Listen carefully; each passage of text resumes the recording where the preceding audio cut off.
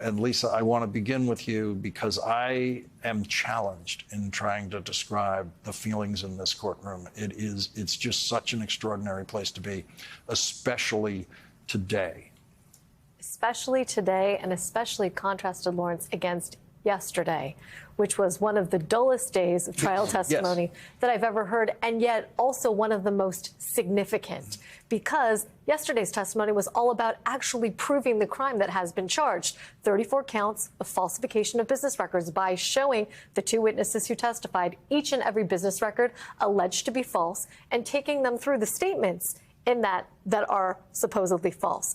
Today, by contrast, didn't have very much to do with the law and everything to do with the narrative. And I want to get back to something you said about Todd Blanche, who was, in his motion for a mistrial, told Judge Juan Merchan that, for example, whether or not Trump wore a condom, and she alleged that he did not, had nothing to do with why we are here today. And I will tell you, I think it has everything to do with why we are there, because Donald Trump engaged in a long conversation with Stormy Daniels the night that they were supposedly going to have dinner about the adult film industry. And he asked a bunch of questions, she said, that were different than the questions people usually ask, that were more, and I'm going to quote from the transcript here, they want to know the salacious things. These were more very thought-out business questions. I can't tell you if I ever remember someone asking, other than Donald Trump, do we have a union and how we get paid and how the testing works in the industry?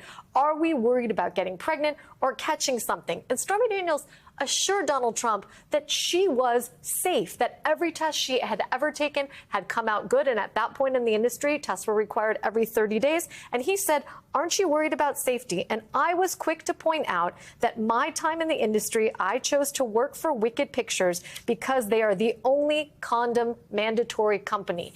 In other words, he very insidiously elicited from her that she was safe, that she had no STDs, before he very selfishly engaged in a sexual encounter with her, from which she testified she literally disassociated while she was staring at the ceiling, because while she wouldn't say she was threatened physically and clarified she was neither threatened physically nor verbally, she felt cornered. She felt that she couldn't get out and asked herself, and this is also in the transcript, essentially, what had I done that I so misread this situation? What had I done to get myself here? And so, with all due respect to Todd Blanche, who's an accomplished lawyer, that condom was a big part of why we were there today, because that's the story that Donald Trump and Michael Cohen never wanted Stormy Daniels to tell anyone, much less all of the American people. And Lisa, to stay on that point for a moment, the thing, I mean, I wrote it down right here in my notebook as I was going along, not wearing a condom. And the very first thing that went through my mind is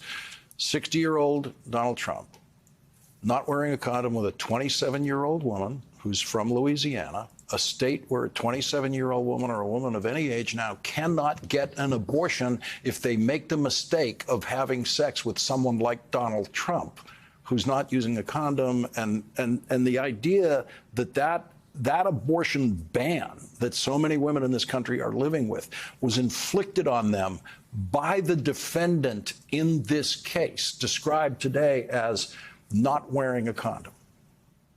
It didn't even, that part of it, Lawrence, I will tell you, didn't even occur to me.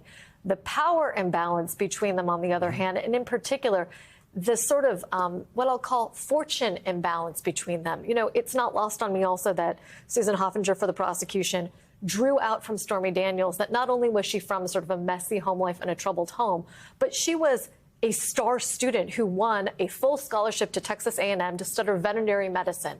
And why didn't she go? Because even on full scholarship, you still needed money to pay for incidentals. She stayed home for a year thinking she was going to save money, and that's how she became an exotic dancer. Now, you and I can say to each other, we wish we lived in a world where the educational credentials and smarts of an adult film star accusing a former president of something that is not sexual assault but isn't quite consensual shouldn't matter, and yet that's not the world in which we live now. And the prosecution, understanding that world and understanding how jurors think now, their first move here was to situate Stormy Daniels, a former adult film star, as being every bit the intellectual equal, if not more so, than the person she was accusing of the crime.